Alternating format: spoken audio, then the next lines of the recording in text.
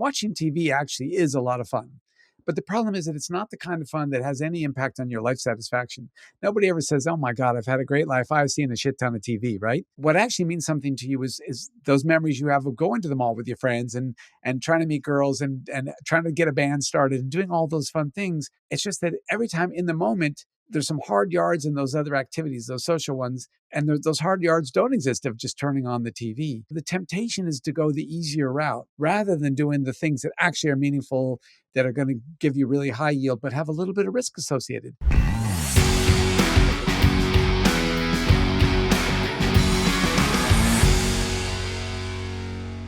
Welcome to the show, Bill. It's great to have you.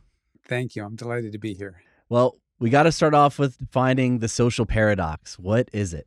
Okay, so the paradox is, how could it be that our lives are so much richer in so many ways from our ancestors? If you look at hunter-gatherers, they bury about 40% of their children.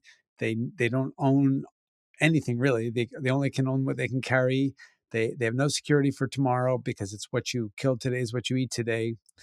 And they have very few sources of entertainment, right? They don't get to go play golf or go skiing or do any of the kinds of things that we do.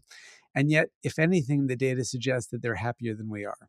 And that paradox kind of was mind-boggling to me. And that's what I spent the last decade trying to figure out. Yeah, I'm trying to put myself in the place of a hunter-gatherer, and I feel like I would be a lot happier being me than carrying everything and roaming around to eat. Well, this brings up an interesting point. What are the metrics used to ascertain that conclusion? There's two different ways that the work has been done. So with the Hadza, who are hunter-gatherers, live in Tanzania, they simply ask them, have you, over the last few weeks, have you been happy? Have you been sometimes happy and sometimes sad, or sad? And when they ask that question of the Hadza, they get over 90% saying happy. When they ask that exact same question, in these particular researchers were Poland, so they go back to Warsaw and they ask that question back home, they get less than half the people say they're happy. They're much more likely to say happy and sad. And so when you just straight up ask, the Hadza look a lot happier than we are. But of course, there might be other things going on there. So there's a wonderful research study with the FA who live in not sure, Democratic Republic of Congo, I guess is what it's called now. And they're also immediate return hunter-gatherers. They live in the forests. And the FA have this really nice advantage that their social signaling rules as adults allow them to express the kinds of emotions that we often tell people that they shouldn't express. Like, they're the opposite of the British with a stiff upper lip. They are allowed to whine if they're upset. They're allowed, fuss, all that kind of stuff. And so they're a perfect group to just literally watch and look at their expressions. And what the researchers found is that among the FA, even when they're under significant starvation threat, even when they've had nothing to eat for days, their happiness ratings barely drop at all. They're much more likely to be expressing positive emotion on a constant basis, even when things are really tough, than we are. I mean, imagine, I remember once ordering a pizza and it had the wrong sauce on it. I was like completely thrown by that. I was like, how could they put barbecue sauce on my pizza? What are they thinking? Right. And these people haven't eaten for days and they're still happy and having a great time. And so whether you actually look at their expressions or whether you ask them, the data seem to be the same. What's going on beneath the surface? Because it's so counterintuitive. It's wildly counterintuitive. And so, I thought about this for a long time. And in fact, what sparked it was, so I'm visiting an old friend of mine and he lives in New York City and he's made $1 gazillion. And so I go over to his apartment and he's showing me around and it's mind boggling. The maid is off over there and the cook is asking us what we want for dinner. And the place is huge. It's got a beautiful view. And I said to him, and I hadn't seen how he's living since he'd made it rich. And I was like, Steve, man, your life is over the top. And the first thing he says is, yeah, but I'm not really any happier. And I was like, how could that possibly be? And he starts giving me this litany of problems. Well, my daughter got waitlisted at her kindergarten and the cook and the maid can't get along. And I'm like, I was feeling really superior to him. I'm thinking, if I had that kind of cash, I would wallow in it. I would be so happy. And then I'm reading Frank Marlowe's book on the Hadza, where I read about some of these facts that we've just been discussing. And I realized that I'm the same as Steve, right? I'm a multimillionaire compared to these guys. I've got so many things that they don't have, but I'm not any happier than they are either. And so that kind of led me on this quest to look for, well, what's happened over time, over a very large period of time, that's possibly caused our life to be unbalanced. And I think the answer lies in the tension that we have between our two most important evolved needs.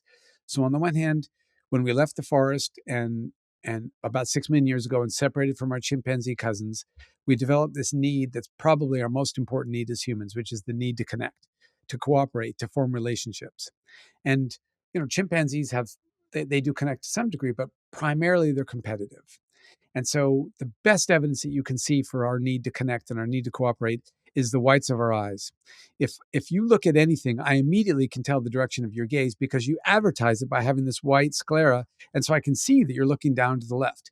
Now that tells me that when our ancestors evolved that, they wanted their fellow group members to be attracted by their whatever attracted their attention. They want to advertise what's caught their attention because whoever else is in their group will help them get it if it's an opportunity and will help them deal with it if it's a threat.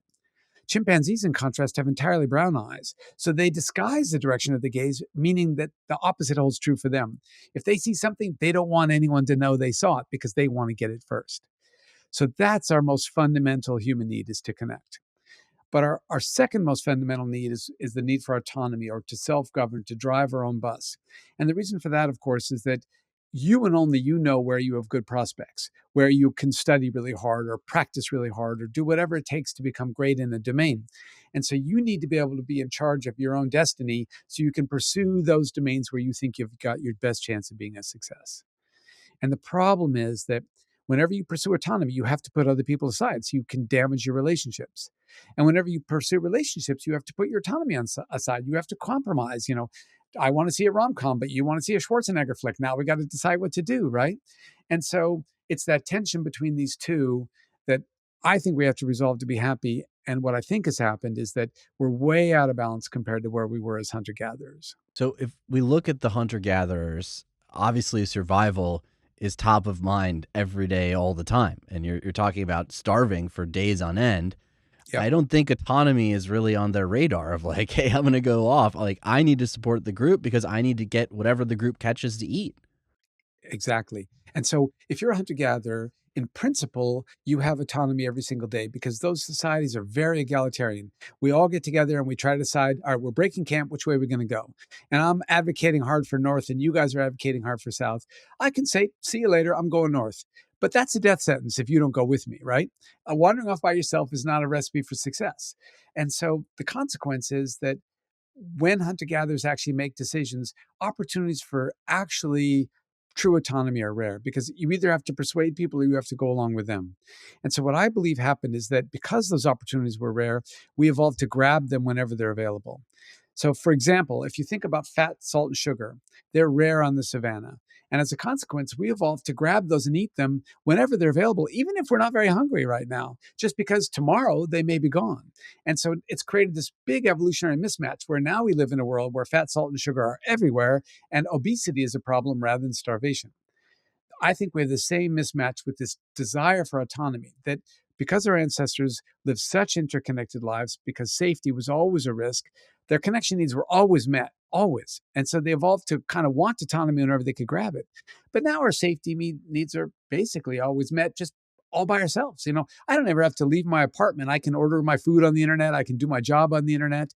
And so the consequence is that I don't really need connection anymore. And autonomy is available everywhere. And so I think what's happened is our ancestors probably had this sort of a weighting, and ours looks something like that. So where does this line up with self-determination theory? So self-determination theory is a super important theory. Um, it explains an enormous amount, and I have one quibble with it. And so, according to self-determination theory, there's a positive relationship between autonomy and connection. And the reason for that is, sure enough, if you look at people who are in close relationships that are really happy, they tend to give their partners a lot of autonomy. And so it looks like it's positively correlated if you look at it from the inside. But if you step back a little bit and ask yourself, well, what does entering a relationship do in the first place? Well, it obviously diminishes your autonomy because there's all sorts of compromises you have to make the second you enter a relationship, unless you happen to be such perfect soulmates that you enjoy every single activity to the exact same degree. And so, when they think about autonomy, though, they're talking about something slightly different than I am. They're talking about that feeling of agency when you make a decision. When I think about autonomy, because I'm not a clinical psych like they are, I'm an evolutionary psych, I think about, well, where did it come from? And it doesn't matter what I feel, that sense of agency. All that matters is what I am I actually driving my own bus? Am I in charge of myself, or am I acceding to somebody else's requests? And so, they would say, well, if my partner really wants to go to the art museum and I really want to ski, and I decide to go to the art museum with her, I've made that decision autonomously. But that doesn't make sense to me, because that means I'm autonomously deciding not to be autonomous. It's a compromise. I'm sacrificing autonomy in order to be in the relationship, and I might think it's worth it. I might say, yes, I'll go to the art museum every single day to be with you, but in so doing, I'm still sacrificing my autonomy. Looking at civilization, as we moved away from hunting and gathering, we formed cities. And if you look at the most economically flourishing countries and civilizations in the world, it's all around cities. People are driven to cities. Cities are a great example. They're about 5,000 years old. And until about 150 years ago, only 10% of humanity lived in cities.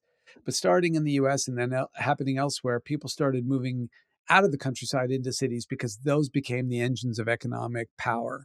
And they also are engines of opportunity.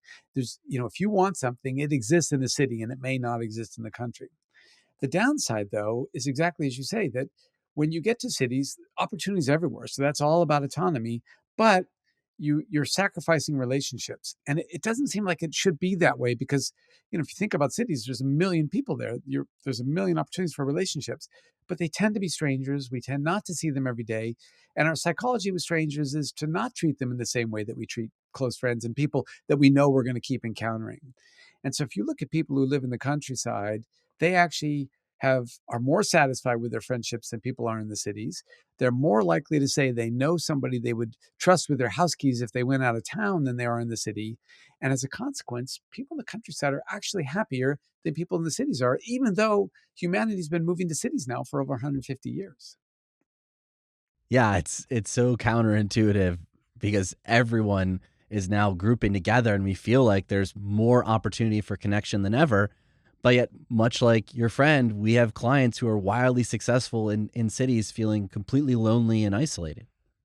There's a major factor that plays a role though, but in its demographics, right? When out in the rural areas, most of the people that live out there are people that are able to live out there, who can take care of themselves, grow their own food, do things that they need to be able to do. So their choices of how they want to live are very similar to each other. Where in the cities, you have such diversity that it makes it difficult for people to easily understand each other. That's true, but you also have to remember that because cities are so crowded, I can find a like-minded individual. I can find somebody with my skill set, who does these with the weird thing I do for a living that has no value. I could never grow a crop. I couldn't fix a car. I can't do anything that actually helps the economy, but I just deal in this narrow slice of, knowledge about the world. The Because cities are so big, I could surround myself with like-minded individuals. And so in principle, I still ought to have closer friends in cities than I have in the country, even if on average, I ignore most of the people around me, and yet it goes the other way. And again, I think the issue is that in the countryside, you have this interdependence, and so Absolutely. you're going to make it work. You're going to rely on it, and as a consequence, you actually do become closer to those people. Of course. Whereas in the cities, you think, "Oh, I can get somebody to come in and do that for me. I don't need you." So the value of relationships in the city is diminished, whereas in the countryside, because you are so rare and scarce in your ability to get the things you need, you rely on others more. And they do have that reliability that you're mentioning. They do have this self-reliance. I mean, that Mhm. they have to be able to do everything themselves, and everybody has to be self-reliant in that regard.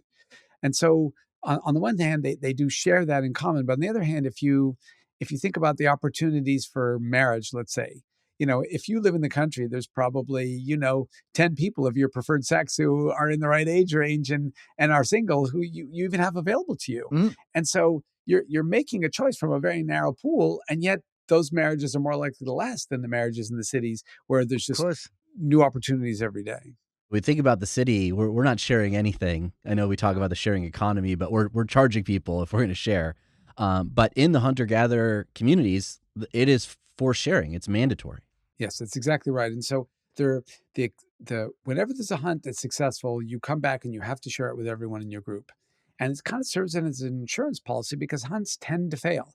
Whether it's humans hunters or leopard hunters, on average, most hunts fail. And so our ancestors quickly learned, and this is one of those universal rules, that if you're going to survive in an environment where hunting tends to fail, you need to make sure that any hunter is successful benefits the whole group. Now, gathering is basically comes down to how much effort you put into it, how much digging did you do today, how much ground did you cover, and so and women tend to do the gathering, and that tends not to be shared outside the family. And so there's the staple food that women are going to bring home. It tends to be lower calorie and lower fat, so it's not as useful to you, but it's important and it helps you survive. And then the high risk food that the men tend to bring in, well, it has to be shared. And all hunter gatherers have this rule, and that's part of their fierce interdependence that that you simply have to share everything with each other. And in fact, it goes beyond that rule. If you own more than a couple of anything and you're an immediate return on to gather, somebody can ask you for it, and you're kind of in the no choice condition. You have to say, sure, it'd be my pleasure to give you the shirt off my back because I own two more. It really is something as we've grown into cities that we've really lost touch with is that ability to share it all. And one thing we've talked about on the show, and we certainly see in our clients being predominantly men, there are imbalances too amongst the sexes. And we call them the lone wolves who have just over indexed on autonomy to such a great degree. And then they largely join our group recognizing, well, I'm still not happy. I'm disconnected from everything and I have more than I need, but I don't have the one thing that I think generates happiness, which is that connection. So the problem is, imagine that I'm correct and that what's happened, we've evolved to grab autonomy whenever we can. It's super easy to slip into this habit of saying, well, I'll keep pursuing autonomy forever because it's what I want each time, without realizing that if autonomy and connection are at loggerheads with each other, if there is a fundamental tension, then you can keep going down that autonomy road. And suddenly you realize I've completely cut off all my connections. Because in actuality, when you return to our evolutionary past, you realize that autonomy was in service of connection. It's kind of an ironic fact that I actually am pursuing my own interests to make myself more valuable to my group. And so if I never return, if I don't come back to my group and say, look at all the success I've had, now I want to have a family or good friends and spend time with them, well, then I've done all this work and I've not gained what autonomy is actually in service of. I've not turned it into stronger connections. That's really hard to recognize when you are in modern society where autonomy is rewarded so greatly and connection doesn't seem to have the same immediate rewards. No, it doesn't. And we talk about work-life balance as if work is the thing that you ought to be doing. That's what's good out there. But family is, of course, what keeps you happy. And yes, that's true. But in the end, the problem is that it's a little bit like waiting for the bus. Imagine that you have a 20-minute, your work is 20 minutes away and the bus ride's only 5 minutes.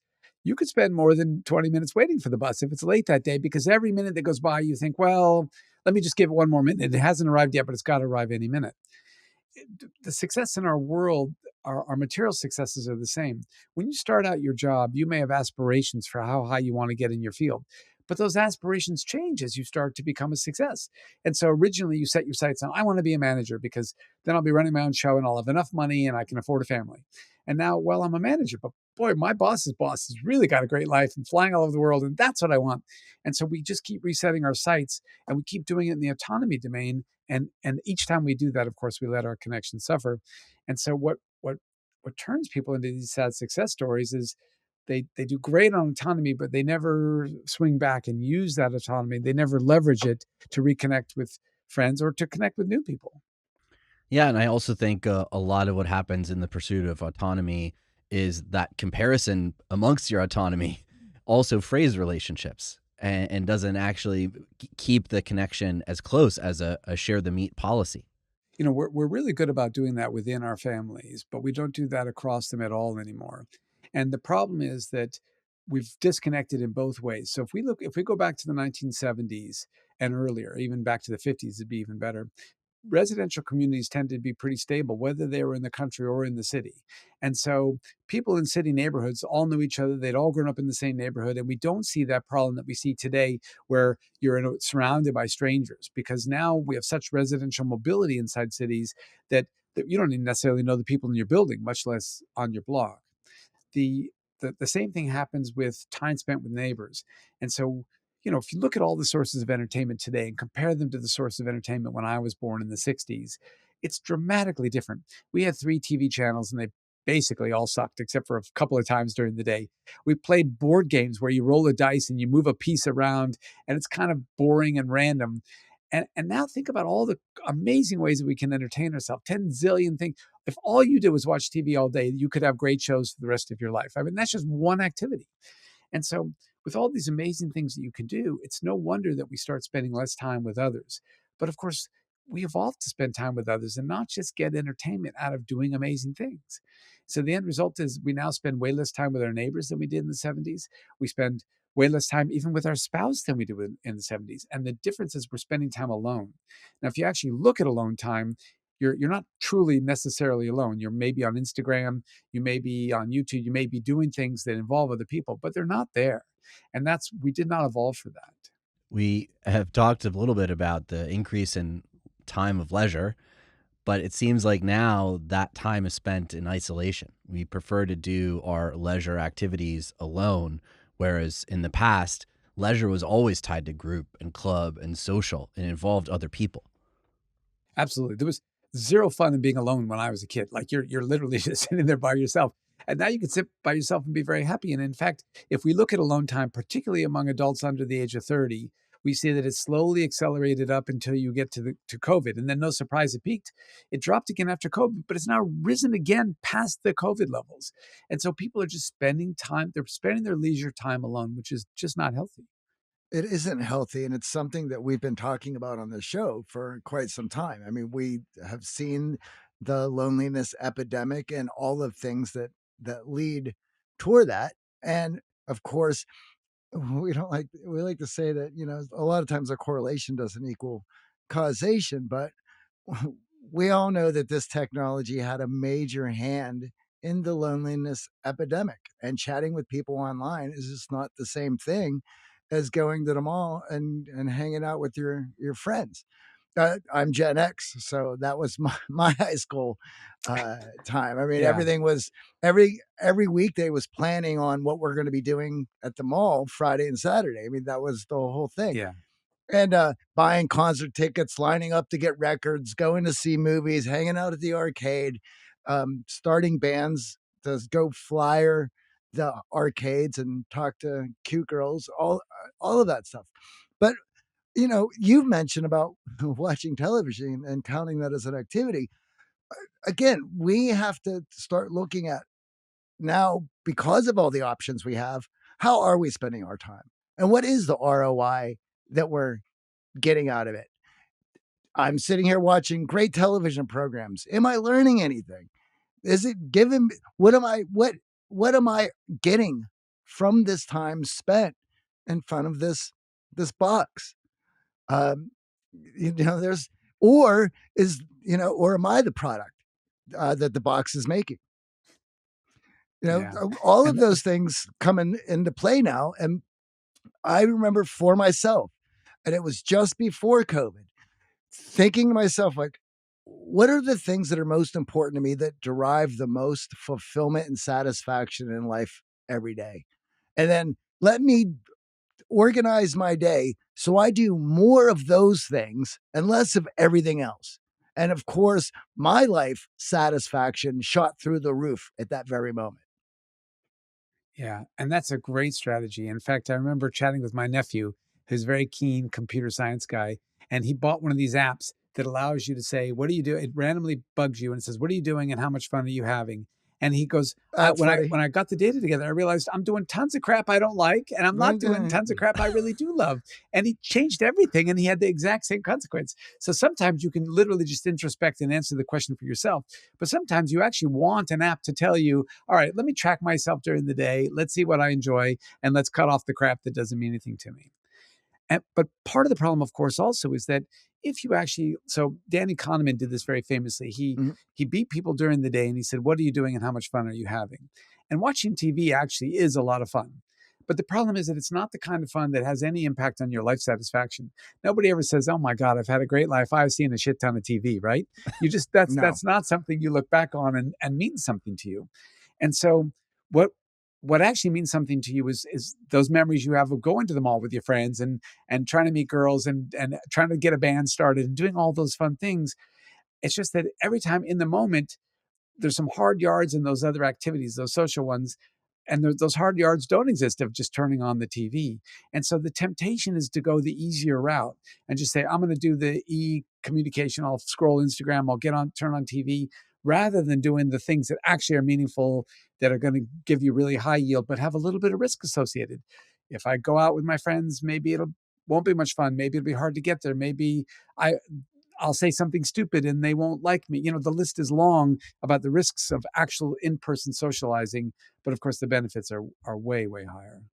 We are not a political show in any way, but the rise of tribalism and what's gone on with the fraying of society in a lot of ways that we're all feeling, feels to me like the lack of community has led to the distrust. In isolation, we trust people less and less with the anonymization of our online interactions, our ability to flit about and be a different person and change our avatar and not have any real world consequences with those interactions. And it feels like the more time we spend in community, the more we actually trust one another, the more it fosters our belief in finding solutions that we could all move forward around.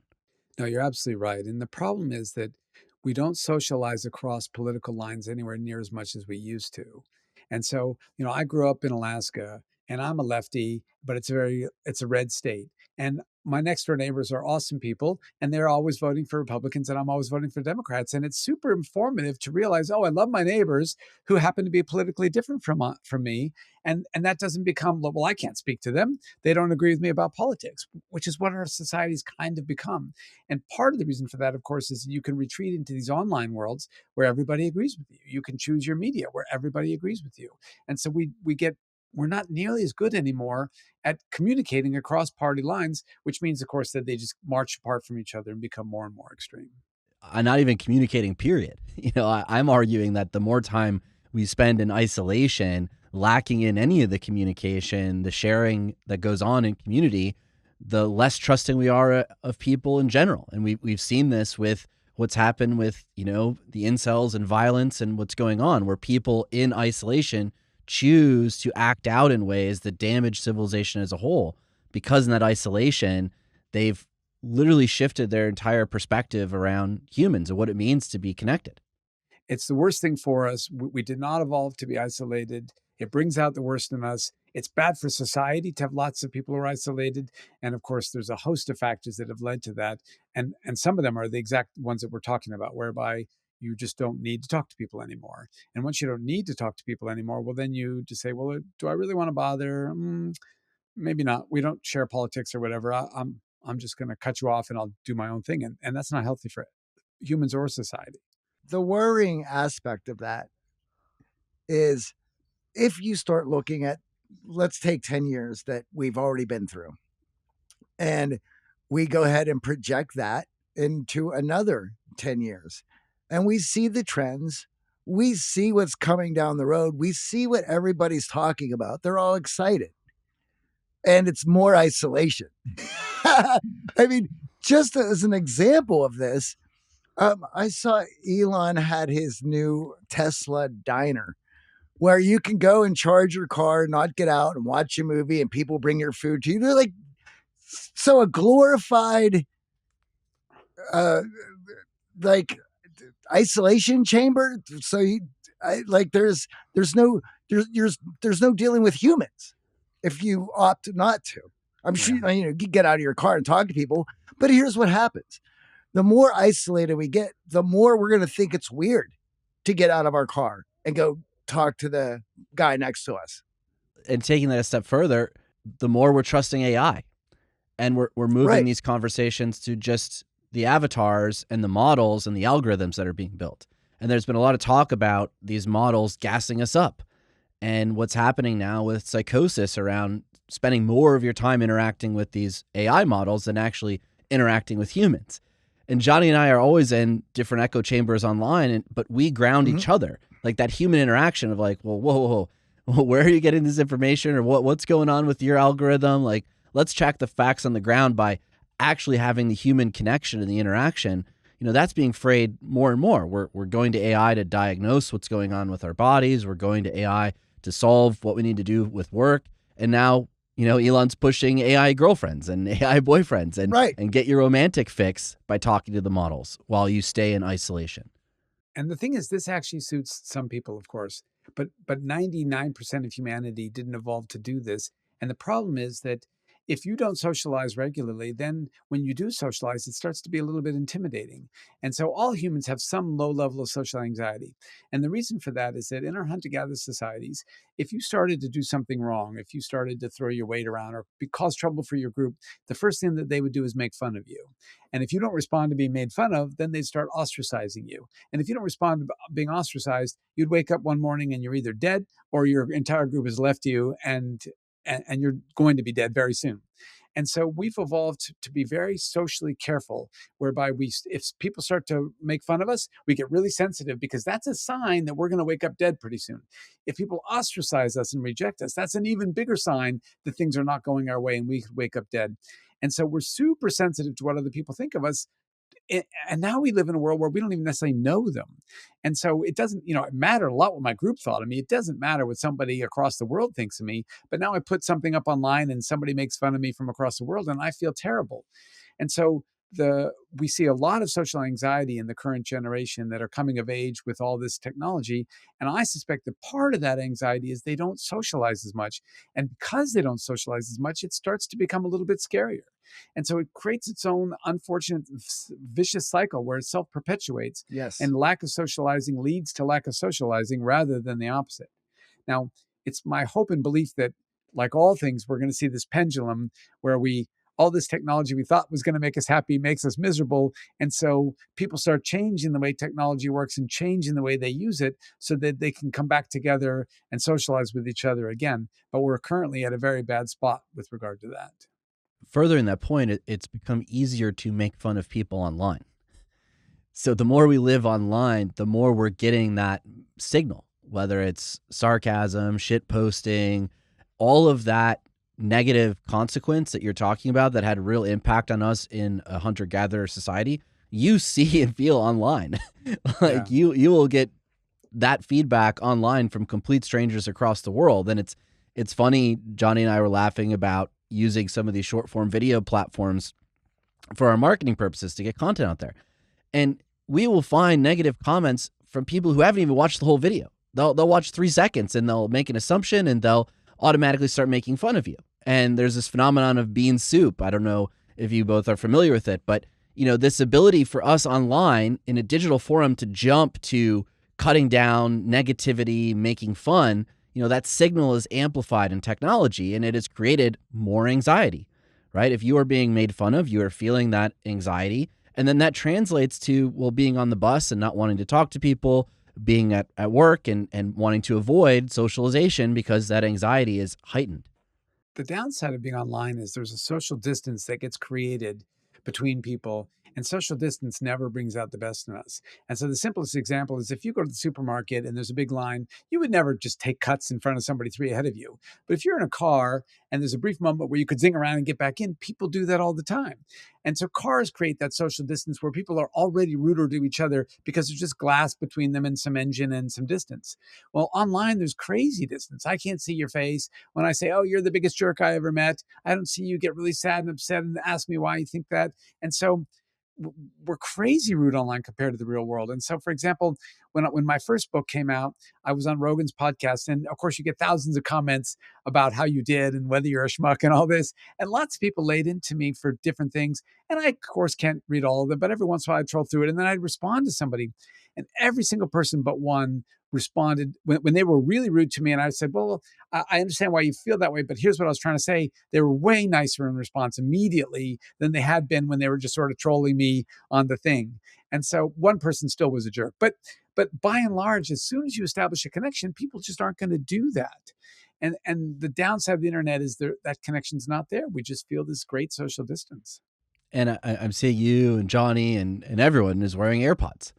And now we're even doing real world things like the grocery store, going to the gym, and we are isolated. Oh, yeah. And we don't even realize it. We put in those little white pods and it basically tells people, don't bother me, don't interact with me.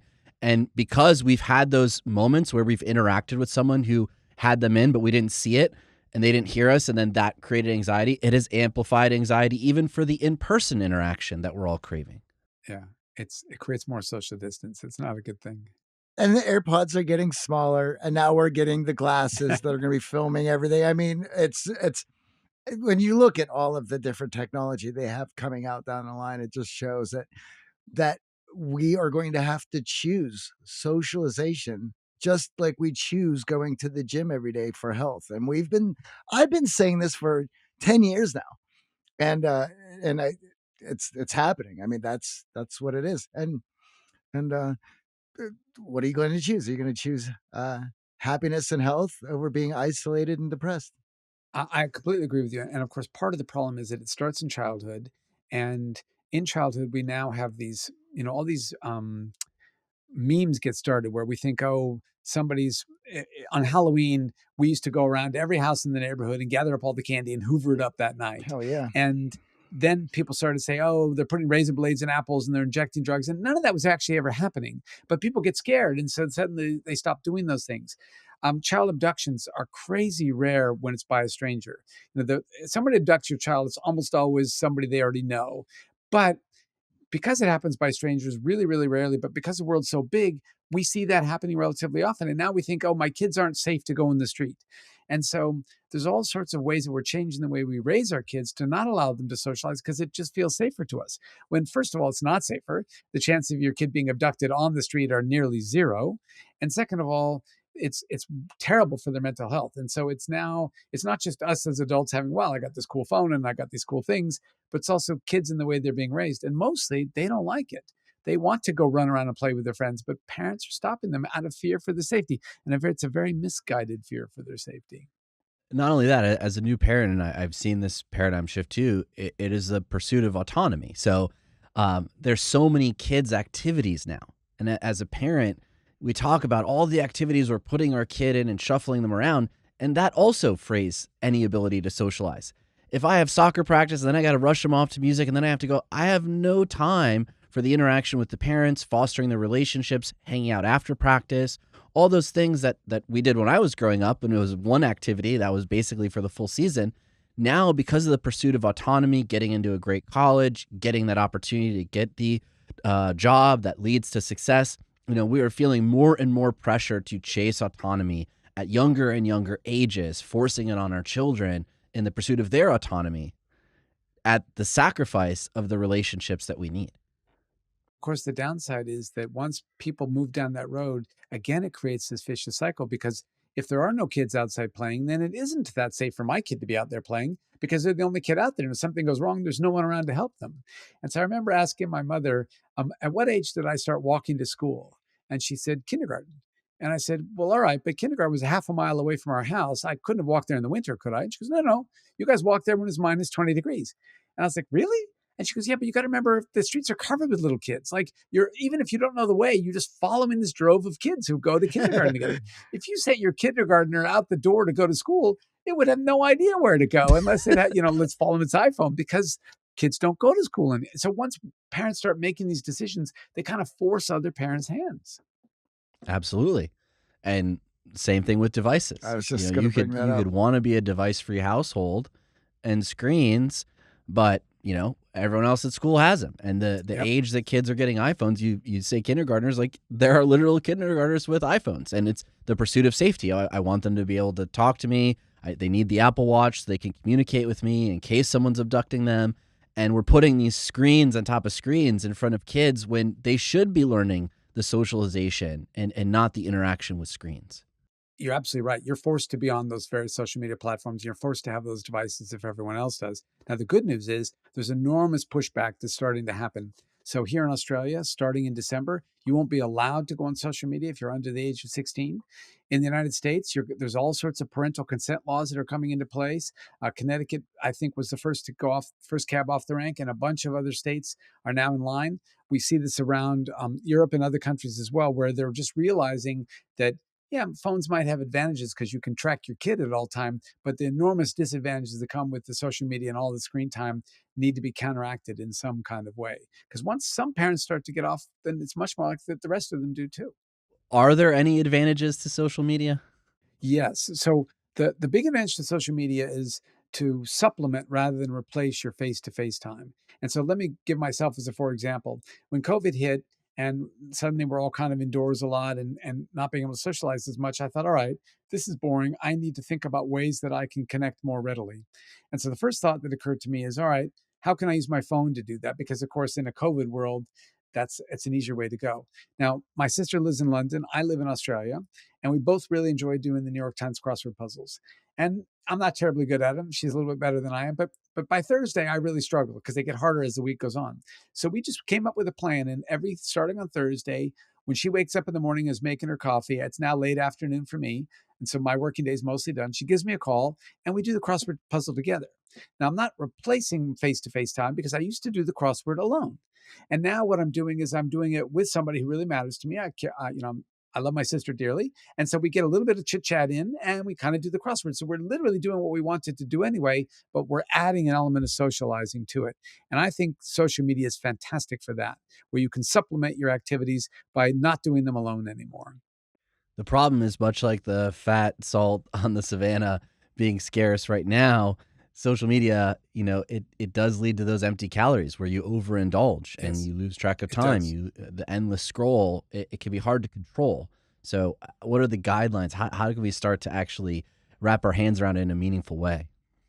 Yeah, that's crazy hard, and I see it in so many negative ways. And one of my favorite examples is when I used to walk by construction sites. They're buzzing with humor and activity when they're on their break. They're all sitting around by the side of the building, shooting the shit with each other, having a good time, laughing, and clearly bonded with one another. When I walk by them now, they're all lined up, sitting side by side, but they're all looking at their phone. Nobody's talking anymore, and so it's fair enough that any one individual decision might be a good one because Joe here might be about to tell me the same story he's told me 6 times, and I really don't need to hear it. I'd rather watch my favorite cat video. But the long-term consequence of keep watching my favorite videos is that I don't really know Joe anymore, and we're not really friends, and I don't really enjoy going to work with these people anymore. And so blue collar workers always had the big advantage that they had to work together in person. They never were doing these isolated jobs because it's usually teams of humans building sites or doing whatever. And that advantage has now been stripped away. And so from my perspective, you just like what I would do if I owned a construction company, I'd say, okay, your phones go in your locker when you arrive in the morning and you pick it up when you leave in the end of the day. Not because I'm trying to control my employees' lives, but because I want them to connect to one another. I want them not only for their own mental health to do that, but that's actually how job knowledge is shared as well. When I say, oh man, I'm really struggling with the roof, and the guy says, oh, I used to have that problem too. Here's what I've done about it. That kind of stuff happens in casual conversation, and it's just gone now. Good luck staying in business as a construction company with that rule. Well, there's another piece to that as well. I mean, I did construction when I first moved to North Carolina. I was 21 years old, and there certainly wasn't any. The only cell phone there was the lead man, and he was the only guy that had one. They weren't readily available for everybody, and he had one just due to the role that he had leading us. But the a lot of time was spent bonding because you have to trust the other guys on that job site. You're going on a 12 pitch roof that one false move and you're sliding down that thing and you are counting on, well, yourself and your reflexes to get a foothold, but as well as one of the other guys catching you, you always have somebody who's watching your back. And the amount of trust that you put in the other guys is huge. I mean, they're going to make sure that you get home for dinner and show up the next day. And besides, they need you there the next day because that job isn't going to get done as fast if you're if Yeah. you're not there. So they're all watching out for each other. And that time spent joking around, that's male bonding. We're pushing each other around. We're calling each other names, hazing the whole crew.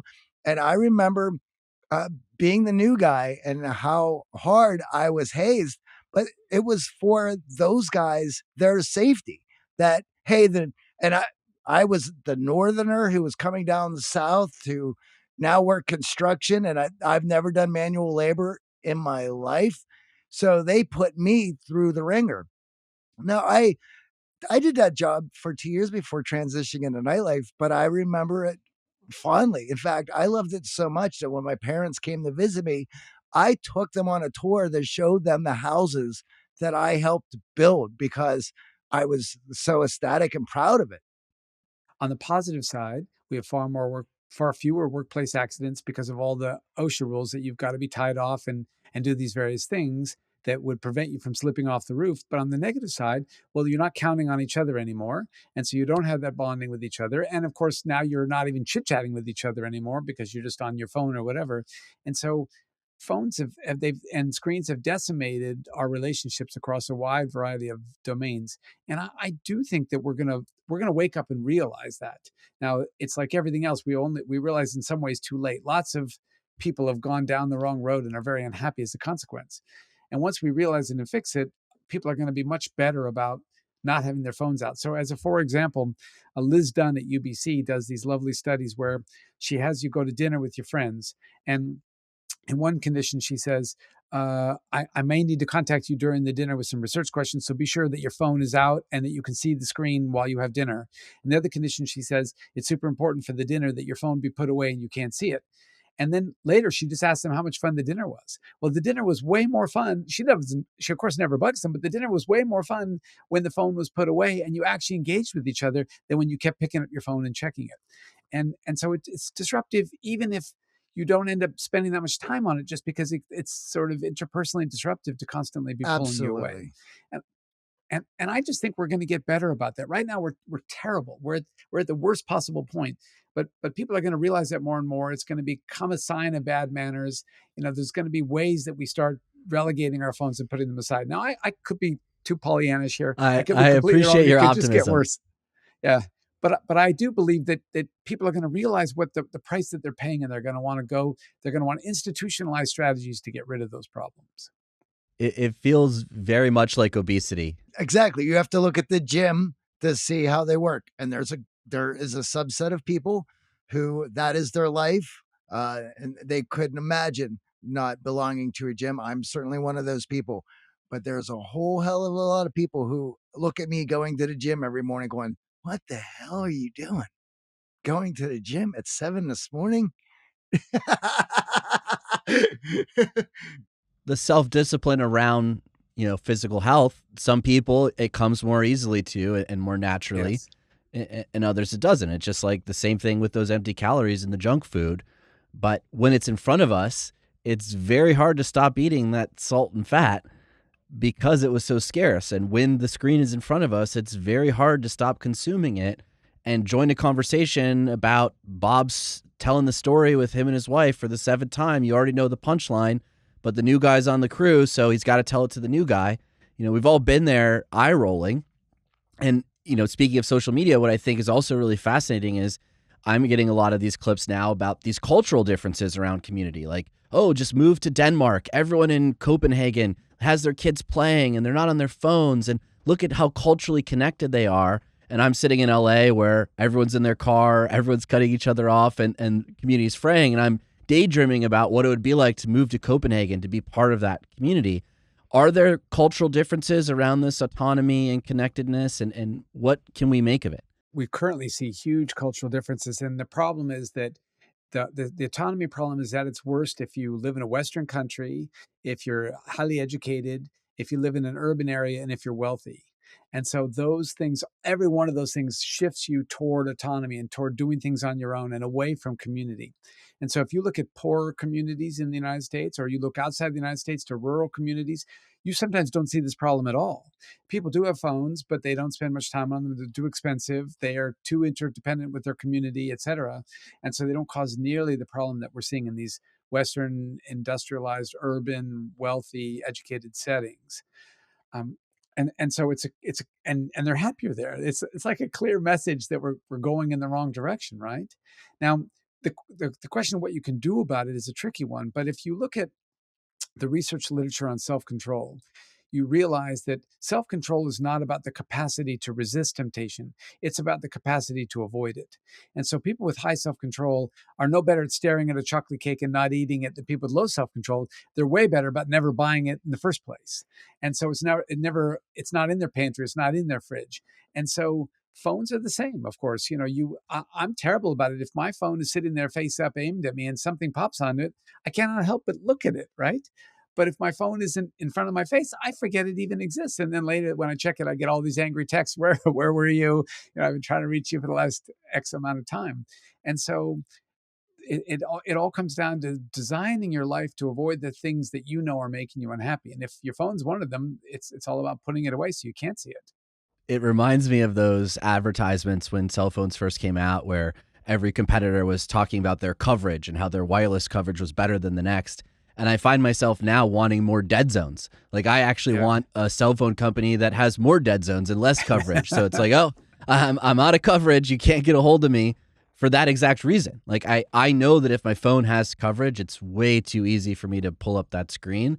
But in those moments where I've gone completely off the grid, yeah, I forget about the screen because I know I can't access the TikTok of what's going on in Copenhagen with the kids and strollers. We didn't evolve to be constantly accessible to each other. We evolved that we check in at the end of the day, and but the problem is that now that we are constantly accessible, well, that becomes the expectation. And so, for example, before there was email, once email got invented, I remember I was there. I watched it happen in real time. I was in grad school, and I remember thinking, "This is the greatest ever. This is going to save so much time." I used to write a letter, put it in the post box. Weeks later, but the problem is that if you're going to write a letter, you really want to know the answer. If you're going to go to that effort, you're going to bug somebody. It's important to you. But now every schmuck with every question that's ever occurred to them can email you and ask you for something, whether it's trivial or important, because it's so easy to do. And the same thing holds with texting and your phones and all that. We used to only bug each other when it was important because it was hard to find each other. Now we can bug each other with trivialities all the time. And so when you put your phone away, you can feel a little bit remiss. You can feel like all these people expect to be able to reach me and they can't. And that's tricky too. It's a little bit like this same problem that we see with none of the parents letting their kids go outside. We have to come to a society level agreement. No, I'm not reachable. No, I'm not going to be checking my phone every 20 minutes, etc. Well, the good news is the AI version of you will be talking to the AI version of Johnny and talking to the AI version of me, and That's true. we could go back That'd be to perfect. doing the things that we actually care about. Maybe AI is taking care of this podcast now. For those listening who feel that they've gone too far on the autonomy and independence and are missing connection in their life, what are some practical things that we can do to start to shift that more towards balance? So for me, it all comes down to not trying to recapture a world that doesn't exist anymore. The world of the 70s, it was slow paced. There wasn't that much entertainment. So you naturally sought out socializing because socializing with your neighbors is going to be better than any other option you had. That world's gone. And so what we have to do instead is say, all right, well, if we've evolved to want autonomy, and that means we want to do the things we want to do, just don't do them alone. Choose the things that you want to do and then find somebody to do with you. And if they're not physically with you, then far better that they're on social media and you're chatting with them on your earpod while you're on a run than not at all. But better yet, try to do these things in person with others. And so I simply looked at all my activities that I do alone because I really enjoy doing those things. And I said, how can I integrate other people into those? Now, lots of people need alone time. I happen not to be one of those people. I could be surrounded all day, every day, and I'd be fine. If you need alone time, it doesn't apply to that. But everything else that you're doing, if you're just doing something because you enjoy it, try to find a way to do it with other people. And it's amazing how it's a little bit like what Johnny said earlier, that his life got so much better when he sat down and thought about his priorities and where he's spending his time. This is the same. You still get to do the things you really like to do, but now you're finding other people to do them with. So our audience is not as big as Joe Rogan's, probably have a lot fewer trolls as well. Where can our audience find out more about you and reach you online? The best place to find me is my books are all available wherever you buy books, Audible, etc., or physical. But I've now got an Instagram account that my publisher said, "Look, you've got to get." I'm a boomer, so they're like, "Look, you got to get with the times," and I enjoy doing it. Actually, it's good fun, and so they can see a lot of the things that I'm up to on my Instagram account. And if you actually want to read any of the original articles that I write, which for most people are boring and full of stats and not of interest, there's Google Scholar and places like that. Now, I actually have a website. You can hit billvonhippel.com or org or whatever, but there's currently a problem with it. I'm having the programmer fix where it does one of these, this is not a trusted site, like something's gone off with it. So Okay. you can't even get on that now. And maybe it's not trusted, like don't get on it. But any of these other places are a good place to find me. Well, thank you for joining us. This is a fun conversation. Yeah, my pleasure. Great to chat with you guys. Thank you.